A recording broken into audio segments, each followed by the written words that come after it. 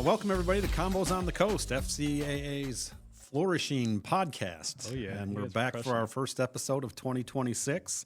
And happy to be joined with Frank Barberena, who's the regional recruiter for Highmark Residential. Frank, welcome to Combos on the Coast. I'm so happy to be here, Jim. Thank you guys for having me. I've listened to a couple of pods. You guys are crushing it. Quality's great. You guys are doing good. Excited to be here. Thank you. We appreciate that. Appreciate you taking the time, making the drive up. Yeah. Frank's with us here in the FCA offices, so we have our crew ready to go today. Busy day here in the office, but we're always happy to make time to talk. And today we're going to talk about recruiting talent. Right? Oh, yeah. And probably we'll focus a little bit on multifamily, and we'll just kind of talk about recruitment in general. So. I guess before we even get started with kind of getting into some of that stuff, Frank, what's the difference really? I mean, just for the audience out there, what's the difference between recruiting and talent acquisition? Yeah, absolutely. So the easiest way to kind of play it out is that recruiting is very much just filling, and I'm going to generalize here, but it's pretty much like filling seats. So you could absolutely contract out, or you could have a designated person in-house to, like a headhunter, right, is an old term, like, we need a position, and so let's get this position filled. We work with a lot of great staffing partners that obviously make that happen, whereas talent acquisition is a full cycle process. Yes, we are looking to get the right people in the right places, but we're also in the business, right? It's also a framework of how do we keep people happy? We have conversations around retention, employee wellness, things that and there's a lot. I know there's a lot of operators that listen in on this podcast. The easiest thing to kind of compare it to is that while we're on site, we not just want to bring residents in, but we want to retain. We want to close the back door. Talent acquisition says let's build out the whole full cycle process so that, right, it's every stage of the process. So that's the easiest thing. Recruiting is that front end of the process. It's very much a component of talent acquisition where it's let's fill these open roles, whereas talent acquisition is let's build out a robust process to make sure we're taking care of our people at every level and keeping people retained as well. So it requires a different strategy, the way you look at it, yeah. For sure. It's the difference of, and there's different frameworks in the industry. There are some where, especially today, there's conversations about centralizing so much, right? So centralizing leasing operations where there are organizations out there that if I'm looking for an apartment, maybe I'm calling a centralized call center or agent that specifically is going to give me information on pricing and availability. And they're going to, they're just going to give me some more general information. But this is not the individual that I'm going to speak to or is going to tour the apartment. And it might not be the same individual that's going to take care of me as a resident. Right. So whereas, traditionally it was a one-stop shop. I mean, any of us that have been on site, right, know that you wear a lot of hats and you do a lot of stuff. And so, and that includes the acquisition aspects of it. That also includes the retention aspect of residents. That includes resident events. That includes social media. That includes you're a therapist half the time, and you're also, you learn about people's families and you watch them grow, right? So that's what it is. And so it's the same kind of deal. You can have a framework around recruiting where it's let's do the best process possible to get somebody in a seat, whereas talent acquisition says, yes, I'm going to do that, but I'm also the same person that is going to check in on you throughout your whole life cycle with us, whether that be for a year because this is a stepping stone, or whether, like for myself and like so many of us that listen in, and obviously for you, Jim, that we've realized how big of an industry this is and how much opportunity there are. I mean, this is very much an industry, and I'm sure it's impossible to kind of talk about this without, talking about young talent and maybe some other things that kind of we'll get into. But so many people just stumble into this industry, and then we realize, oh yeah, this is good. It's good money to be made. It's a good environment. There's a lot of opportunity. But no little kid grows up wanting to be a property manager. At least not yet, right? But we're working to change that. Change the vibe on that one. Yeah. That's good framework. I appreciate that, Frank. Let's take a step back then and just kind of talk about the outlook, the market that's out there right now, right? So what does that current marketplace look like for talent acquisition? Yeah. Is it slowing? Are we seeing more people not seeking opportunities that are out there? They're kind of staying in their current job because of perhaps economic uncertainty, or are we seeing more people jumping around like we had in the past? Yeah, so that's a solid question. I think that, right, we can have the macro conversation about there's just so many things going on economically and in the world and all that kind of stuff. So there are there's a bit of a disconnect, and this disconnect, I can frame it as employers might say, I'm going to really generalize. Employers might say, oh, there's no good talent out there. And then talent might say, I'm being ghosted by employers and they're not calling me back. Yeah. Why? So there's that disconnect. Why is it happening? So there's a macro conversation, and people are holding on to jobs. Whenever there's instability, it's very much like finances, right? Sometimes you hold, sometimes you buy, sometimes you sell. With talent and with, something as important as where you work, so much of our time and so much of our energy goes into what we do. So this might be very much a season where, some people are holding. Now, I can talk about specifically within multifamily. Chip, when he was on here, Chip Tatum, said something about talent. And he said, I think traditionally there's been this thing, or for a period of time, that people were kind of just like looking within the same pool in the industry, right? So they were trying to kind of poach is a crazy word, but we're trying to kind of, we're trying to rub elbows at the association events. We're trying to say, hey, are you kind of looking to bounce over? The NFL calls it legal tampering. All right, you got it. so it's very much, and this is the smallest big industry, right? Everybody kind of knows everybody. People stick around for a long time, right? So we got examples of, the Kelly Jacksons that have been in this industry for a long time. She just had 30 years with Highmark, right? Kelly's a legend around here. She's been president of FCAA and working alongside her. I mean, not just because she's my boss, but yeah, I'd put her toe to toe with anybody as far as like work ethic. I mean, long days, been around for a long time.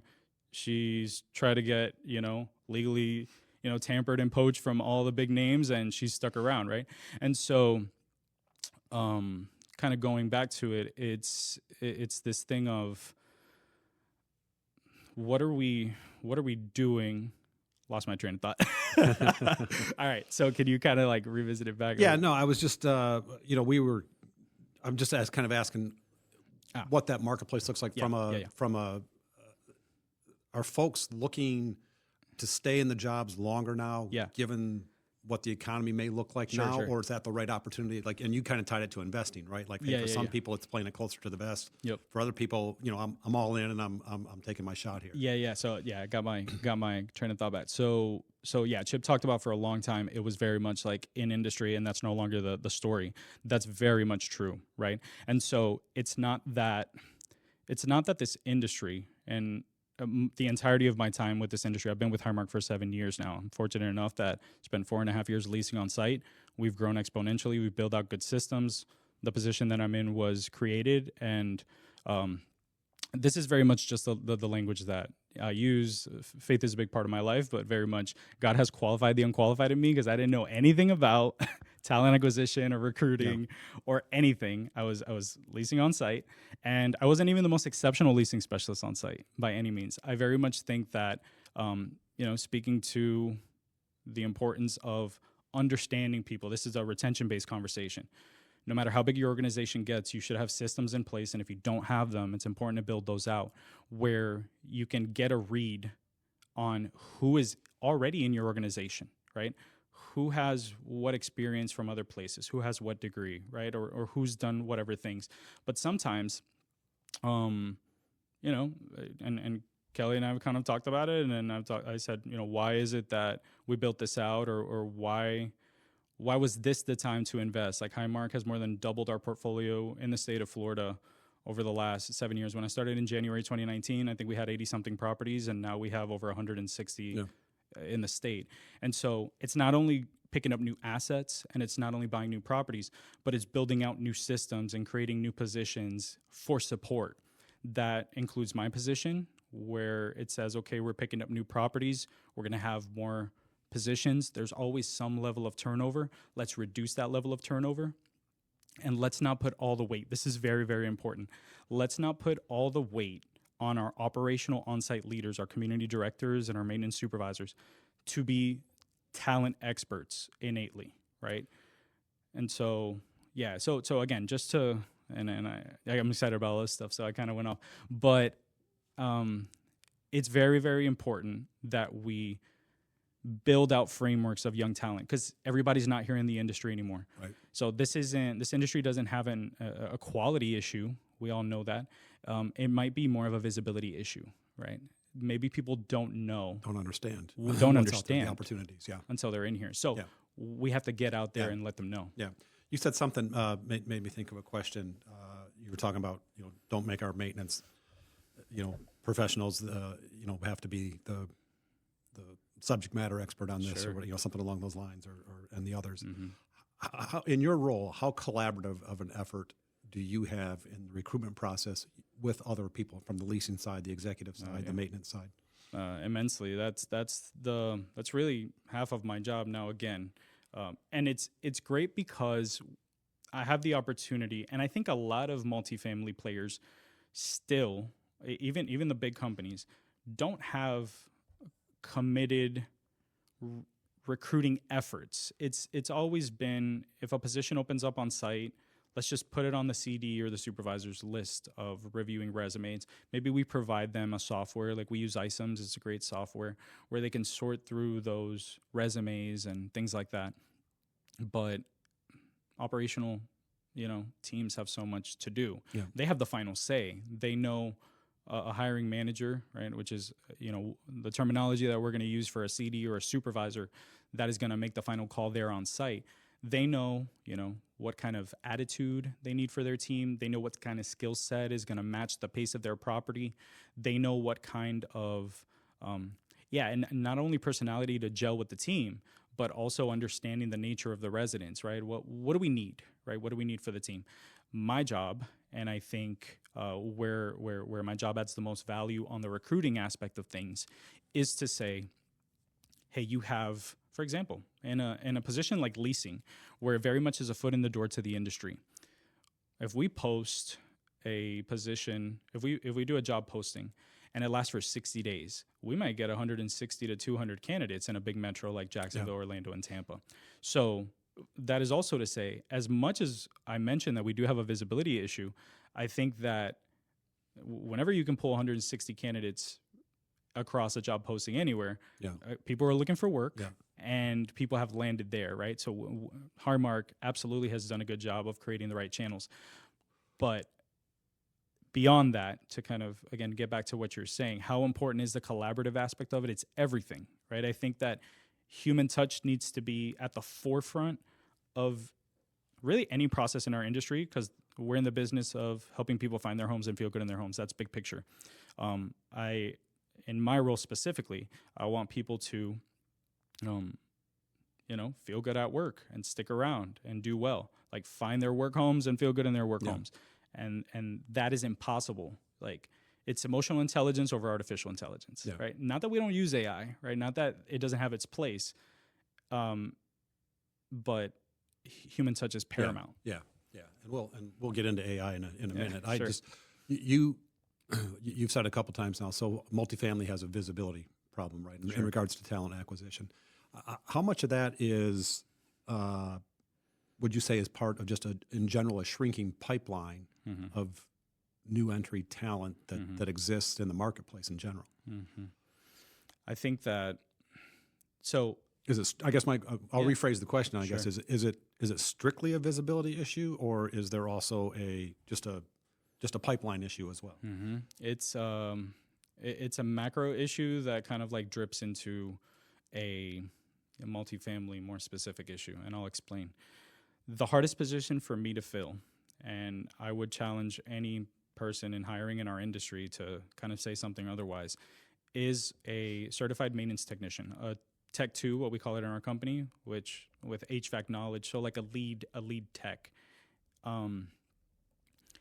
I will, in a same 60-day posting in a big metro like Tampa, Orlando, and Jacksonville, where I'll see 160, 170 leasing candidates, I will see maybe 20, if I'm lucky, 30 talking Orlando, Jacksonville, and Tampa. We're not talking about a rural market. 4 Tech 2s apply. And then do they have that more niche skill set? That, and I've tried to see like why, right? Common sense will say, of course, like, you know, tradesmen need work just the same. And I can make the case, and I make it every day when I'm talking to candidates, of why multifamily is the best overall. And I can talk to an HVAC tech or an HVAC vendor that they are working on call around the clock, or they're in a different single family home every day, or they're at a different property every day. And I can tell you why, you know, even though you're going to take on call in rotation, you're going to take it a week at a time and you're going to rotate out, why we're the best. You're going to get these benefits that Highmark offers, right? And that's why like culture and benefits is worth investing in. Processes are worth investing in, because we are trying to grab people that have landed in places with better visibility. That's in the office side and in the maintenance side, and particularly on the maintenance side, it's an especially tough visibility issue because we are coming off a generation, Gen Z. So folks, and we could talk about multiple generations in the workplace and why that's important. But Gen Z, so folks between like 18 and 29 today, they're entering the workforce younger. They have college is more expensive than it's ever been, and there's less of a payoff for that college and that debt. Gen Z is saying from high school, I want to go into the trades. And that's why you see programs popping up. Valencia College has an accelerated training program where it's specific to like multifamily maintenance. I work very closely with them. It's a really good program in setting that framework. So organically, go ahead. Yeah, I was just gonna say, so would you say then that there's more of a focus on skill set and less on the degree, which might be different than 5 or 10 years ago, right? 100%. Yeah, you said it perfectly. 100%. Me as a recruiter, I will. Now again, I particularly recruit on-site roles. I understand that in a CD, especially an affordable CD, or if I'm hiring for a leadership at a tough property or a fast-paced property, or anybody that's worked in compliance knows how administratively, that's a whole nother world as far as the administrative responsibilities and the particularities of compliance and that kind of skill set and affordable housing and light tech and tax credit. But so some roles require a little more experience. But I'll be honest, the last thing that I look at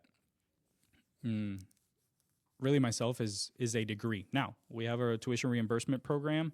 If that is something that people want to get into, I took 6 years to get my bachelor. I was working full-time through school. In the last 3 of those years, I was working here with Highmark. Highmark helped me pay for my degree, and I'm glad I got it. But that is something, this is a perfect kind of like trend that hopefully we'll see in this conversation. So many of us have stumbled into this industry and the benefits of this industry. Yeah. And now the younger generation, and again, this is the generation that folks talk about, they want everything overnight, or they want to get paid more money, or they want things handed to them, or they want things this and that. They're entering the workforce earlier than ever before, full-time employment earlier than ever before. I have my brother, Mikey. He's 18 years old. He's about to be 18. He's in a senior year of high school. And, we're talking about, what's next. Super talented athlete, real good with school, right? Has some options. Me at 18, and I graduated high school. I'm 29. I graduated high school in 2015, right? So a four-year degree was the only kind of thing on my mind. But Mikey's got a good sense with, no, I don't want to, I don't want to get into debt, right? Like he wants to go into finance. He's got a good brain for it. He's thinking, what are my options, right?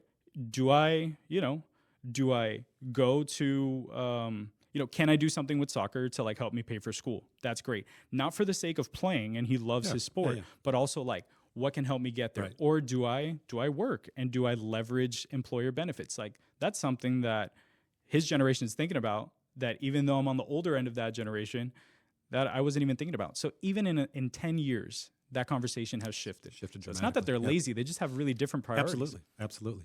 So how does someone in your chair, the other communities that we have around here from a talent acquisition standpoint, how do we kind of change that narrative? How's the visibility problem get solved, right? So what are we doing as an industry to try and make that, or what can we do as an industry to try and make the visibility problem a little bit smaller, attracting a greater pipeline of people into the market? Well, you and I have talked about that. I think that, and you and I are trying to kind of get something off the ground here, right? For a young talent pipeline.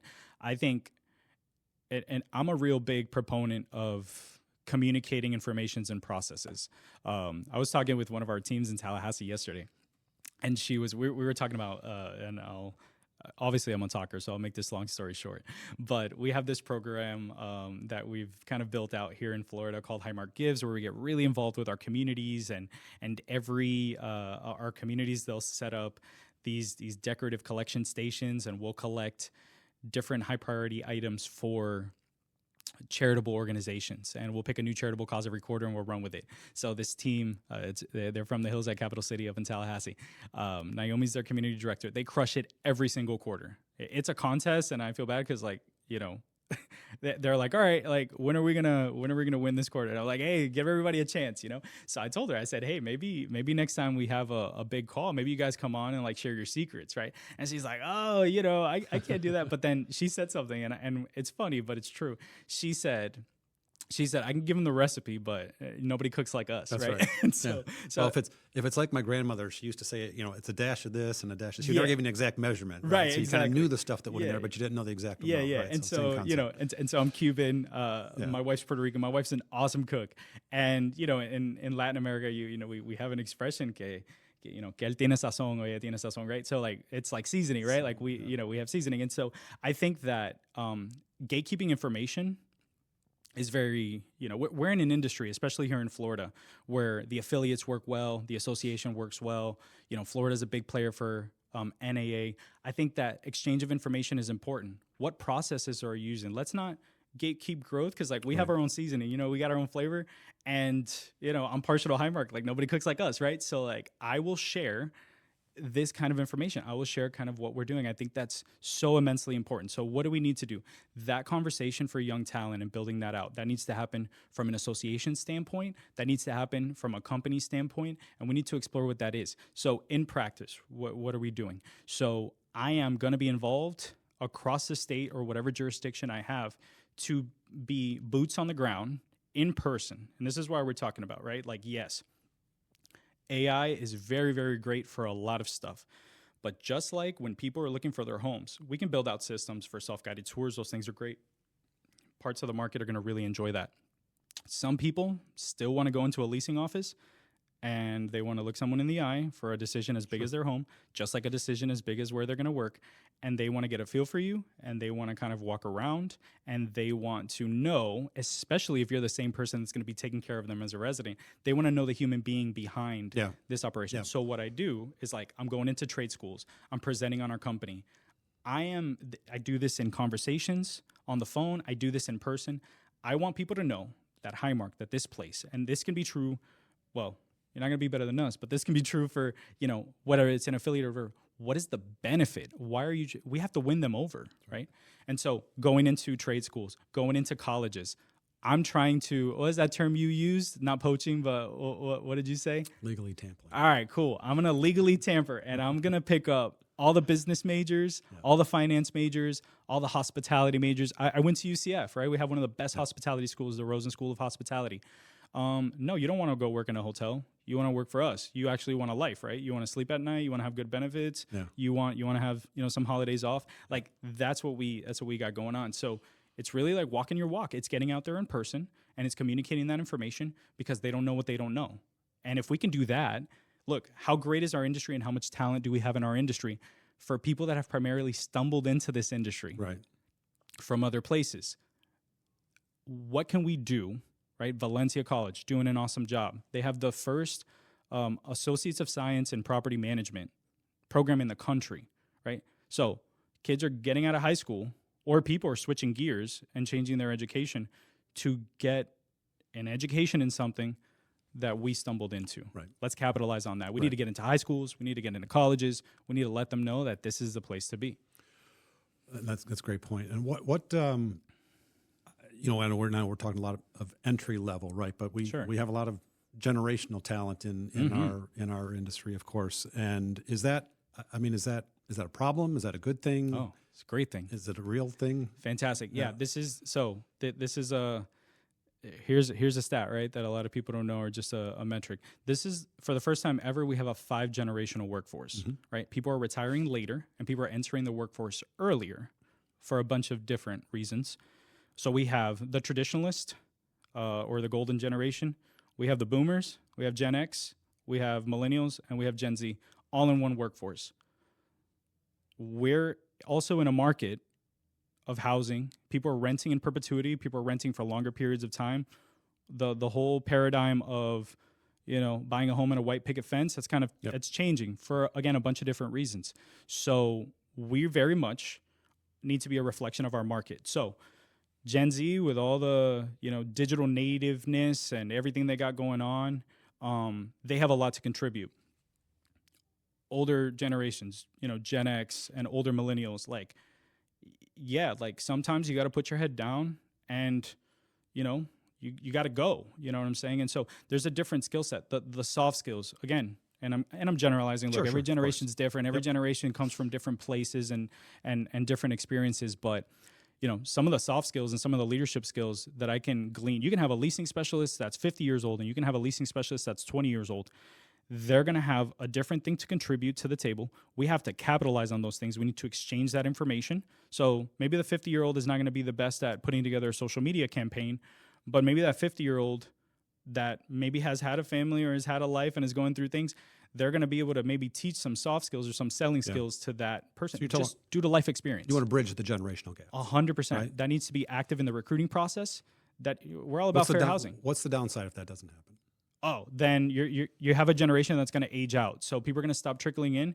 You're going to have more visible industries, take young talent elsewhere. This is especially important in the trades. Anybody that is hired, any sort of technician, kind of knows, right? If we don't look to capitalize on these programs that are coming up, like the one coming out of Valencia, or where kids are coming out of high school and saying, I want to get into the trade because I can make money quicker, I can start working quicker, I'm cool taking on call, I'm fine, or I'm cool relocating to a different part of the state. Let's not just push them to the side because I need experience because my property is busy or my property is underwater, or like I need a seasoned tech. If I'm talking to a seasoned tech that they're the hardest position to fill, they know they're a commodity, right? They know they have a lot to offer. It's going to be a lot harder to sell them on a move because they've been for a company for 2 years. They're pretty good with the benefits. They're treated right. Yeah, I can move, but you're going to have to pay me this much, right? We all have budgets. We all have things that we can do. Whereas maybe I can talk to a young talent and I can say, okay, like there's not a lot of techs out there. This is true to different degrees for all positions, but especially I find for our technicians. There's not a lot of young talent out there, so let's build them. Let's create programs. Yes, let's start talking to people young about the trades.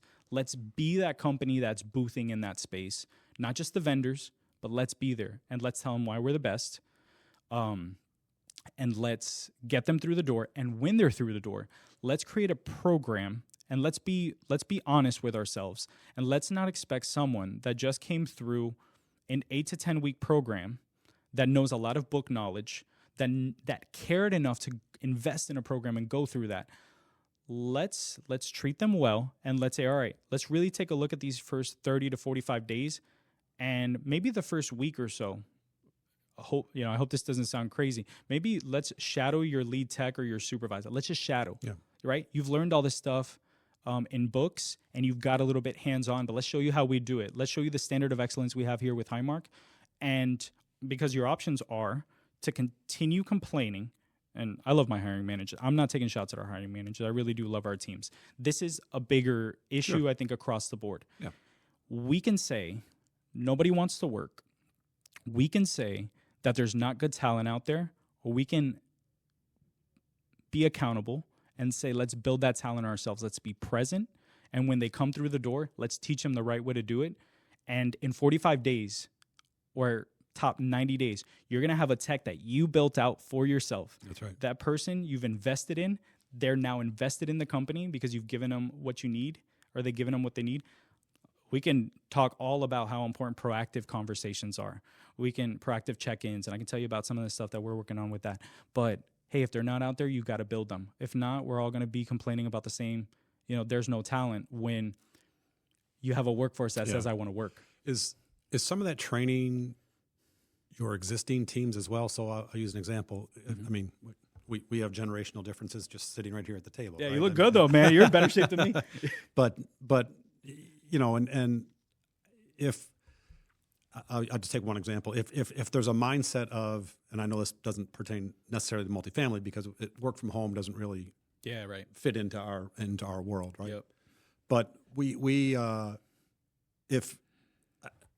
if I got somebody coming in and that's the mentality they want to have, right? Well, I'm looking for a work from job or a work from home job or at least a hybrid. Maybe it's a few days a week or something like that. Right. An older generation might say, "Hey, that's not how I did it. That's not For sure." So is it incumbent on organizations to try and have their own teams better understand each other and what they can benefit from those? Yeah. It's a balance, right? It goes back to multiple generations kind of finding the value in each other.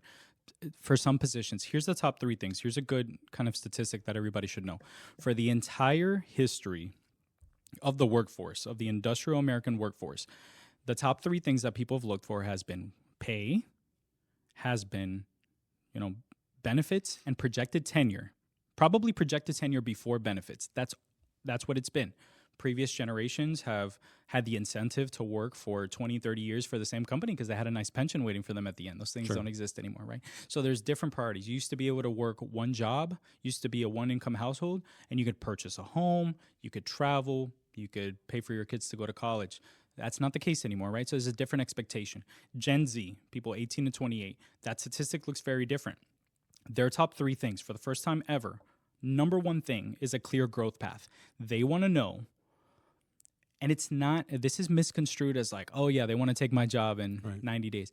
They want to know if I'm putting in my time because I have college debt or because college is more expensive than ever, or I can put my head down and work and I still won't buy a home like you were able to buy a home back in your day, right? So like, what is the exchange for my time? And we're not even talking dollar amounts. We're talking about what is it going to take for me to grow? I'm going to give you my all. I'm going to work long hours. I'm going to work holidays. I'm going to work Sundays. I'm going to work weekends. So number 1 is a clear growth path. We can do that without promising people growth. We can say, hey, we're going to talk at 6 months and a year because we have a process. We're going to check in on what interests you. Maybe we'll do some job shadowing. Maybe you can go to the association and take some classes. Systems we already have. Let's not gatekeep growth. Number 2 is personal values aligning with company values. Any good company has, in Highmark, right? Creating a true sense of home, people over places. That's stuff that people can get behind, right? That's general. So it's not hard to align. Again, in a world where like everybody, is very vocal and very political, it's okay to kind of be about business and say, let's, especially in housing, let's bring in a space where everybody's welcome and everybody, is good. Like I can be very passionate about my faith and I can be on fire and that's part of who I am. And I can share my story and I can say how, I'm always grateful to Highmark. Why I'm so passionate about Highmark is, when we had our son, my son was born, he was born at 29 weeks. He was under 2 pounds and 13 inches long. I was a leasing specialist at the time. Hard labor and delivery for my wife. We spent 96 days in the hospital. For Highmark to know, a company of, at today we have over 2,400 associates, for people at all levels, from my on-site team to my regional team to the president of the company in Dallas to the VP of HR, everybody genuinely checking in on me to see how we were. Again, that's an intentionality, right? So it's free to be intentional, no matter how big you get. You just have to do it, right? That made me want to lay down some roots. I'm 29, and God willing, I'll be here for the rest of my career. Yes, I know. Yes, personally, do I understand that God took care of me and my family? 100%. Whenever a baby's born that little, it can go in any direction. But he absolutely used this place, right, to take care of me. On average, people my age, maybe they'll move companies every 4.5 years. I've been here 7 years, and I don't want to go anywhere. Yeah. So because you were showing the commitment. Yeah, for sure. Yeah. And so, sorry, and the third thing is, the third thing that they look for is a flexible work schedule. That is before pay, benefits, and projected tenure. We can't always offer a flexible work schedule, right? But just because something is a trend in a generation, what we can do as employers is highlight, okay, if these are the top 3 things in a first conversation in recruiting, I'm telling you my story. I'm telling you how I've been here. I'm telling you how I've grown. I'm telling you how our people at the top have been here 30 years. So I'm showing you about growth. I'm telling you about our values and what those values have meant to me and my family. And then I'm telling you about all these other things. So it's okay to communicate information. So pay attention to what the market wants, communicate it to them, but the balance comes when, hey, not every position can be flexible, and we can't do it all. And I think as an employer or hirer, I mean, you look at the situation too and say, I might not be able to compete dollar for dollar over here, but what things can I do? Yeah. Right. That are going to still want to entice somebody to come in here. Some of those things are they're free to me. Right. I mean, we do it here at FCAA. I mean, there's things here that they don't cost us anything to do here. Yeah. They're kind of easy little things to make happen. And I think it makes the employees, the staff happy here. So it's just, I think sometimes it's just a matter of getting creative, where in the past, that the thought was always about the dollar and you didn't have to worry about getting creative. You're listening to Convos on the Coast. I'm Jim Forlenza, Executive Director for FCAA. We're talking to Frank Barbarena, who's the regional recruiter for Highmark Residential. Frank, I want to we mentioned earlier about AI, and I said we'd get to it, so I kind of want to get to it. So every industry is being impacted by AI right now. What are we doing in multifamily? What are we doing right? What are we doing wrong? Okay. And in particular, how it relates to talent acquisition. Sure. Let me tell you, and I can speak from Highmark, right? And unfortunately, again, I've been here for some time, and so I've been fortunate enough to not have to look for work, in the last 7 years. But I talked to hundreds in the last 2.5 years that I've been in this role. I've talked to hundreds of folks. And I do it every week, Tuesday through Thursday, every hour on the hour. I'm only doing candidate interviews, right? And it's because, again, so what are we doing right with AI? AI it should be applied as technology in general. It is for efficiency, right? Let's make things a little more efficient. But anytime, I think we need to be honest with ourselves. Anytime when that is removing, here's the figure that I use. It's emotional intelligence over artificial intelligence. We need to make sure that if we were on the end of that process, is that a hiring process that we would want to be part of? I challenge any hiring manager to go through your company's hiring process, see what's wrong and see what's right. I think where it's good is, some positions have high volume. So if I had to go resume for 160 positions, and sometimes I do if it's a hard position or if it's a very selective hiring manager or there's specific needs. But for example, ISOMs, the process that we use, I can search by keyword, right? I can say, if I need a tech 2, I want them obviously to have an EPA. So maybe I'll look up EPA, or maybe if I'm looking for a supervisor, right? Or maybe if I'm talking to a hiring manager and they are in a market that they know that 80% of their day is Spanish-speaking residents and Spanish-speaking prospects, and they would like a bilingual candidate, then maybe I'm looking at that as well, right? We have to pay attention to the business needs, and some things are concrete, right? But I think that we need to make sure that, especially when we lean into automation, that there's always a human check at the end of it. This is not only important for branding, but this is also important for liability. Especially hiring has, a whole lot of, liability processes. And we're used to that in our industry because we all come up understanding fair housing, right? And how important fair housing is. So it's the same kind of basic principle. So it's very, very important that, for example, an ATS, which is an applicant tracking software, a lot of companies have them. So a candidate will submit their application and they'll submit it in a preferable format, whether it be a Word document or a PDF. That ATS system will... Some are more sophisticated than others. Some break things down into tier systems. So they will take a submitted resume and they said, this is a tier 1 candidate, tier 2 candidate, tier 3 candidate, and then a very low tier 4, let's say. Some of them just scan the resume and allow you as the hiring manager or the recruiter to look through to say, okay, well, maybe I want Spanish. Let me look for that. Or maybe I want any PA. Let me look for that. So it's always... You can set keywords in there, right? Yeah, you can set keywords, right? So, for example, here's a perfect example, and I see it all the time. And we have more of like the keyword kind of aspect of it now. And I really like... Now, again, I have the bandwidth. I know I'm a committed recruiter. If you're an operational leader and you also have to do recruiting all by yourself, God bless you. Ask your company to get you a recruiter because it's super important. But it's a lot to ask somebody to go through 160 individual resumes. But if you have a tier system... If I am a candidate, I'm a grounds candidate, service attendant candidate, or I'm a technician, I am being hired as a maintenance technician to do the responsibilities of the role. So I am being hired because of my qualifications in HVAC and large appliance repair. And soft skills are really nice to have as well because you're dealing with residents. Those are the things I'm looking at.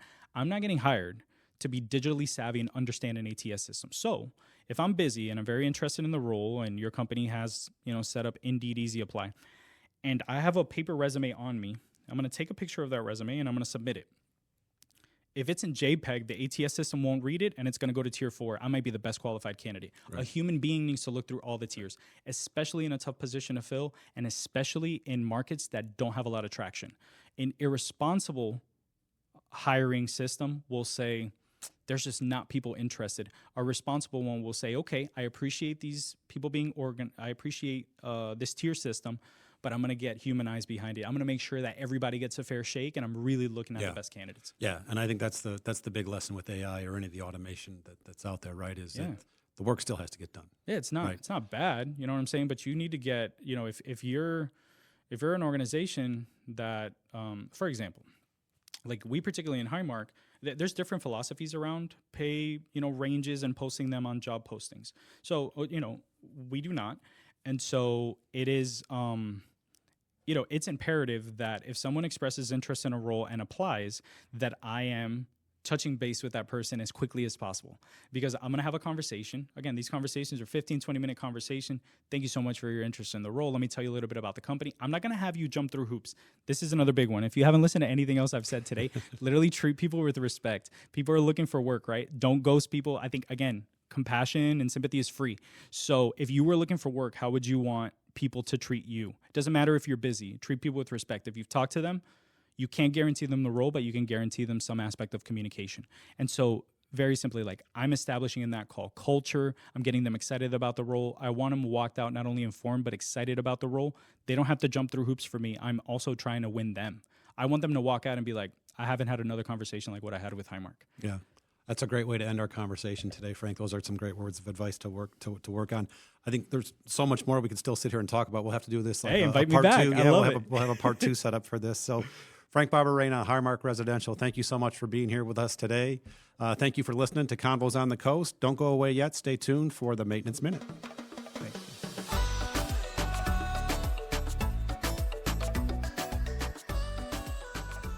Hey everyone, my name is Chris Millershone, and this is your Maintenance Minute. Now that it's springtime, I think one thing to think about is doing a spring cleaning checklist before we get into the summertime of air conditioners and turns. One of the things that you can do is a lot of touch-up paint in your leasing offices, your office bathrooms, fitness centers. You can also look at golf cart detail. Check in your golf carts. This will save you money in the long run. Check your dog parks, your mini models, your laundry rooms. It's a perfect opportunity to pull out your bleach machine or your pressure washer and start working on some of your breezeways, your sidewalks, your bump car stops, and even your parking lot areas. You can check your gates in your dog parks. You can check your holes in the ground. Do you need fresh mulch? Pool bathrooms. You can also check your mailbox area, make sure it's clean, remove any cobwebs. Compactor area is a big one. Pressure wash, touch-up paint, bleach the areas, your grill areas, and make sure they're set up for your spring and summertime grill outs that your residents have. And even going so far as your tennis courts, your dog wash stations, your volleyball courts, your playground equipment. This is a perfect opportunity to catch up on anything that you can't get to during the summertime and gives you a head start before fall hits. So take advantage of this initiative while you have a little bit of downtime and enjoy your day.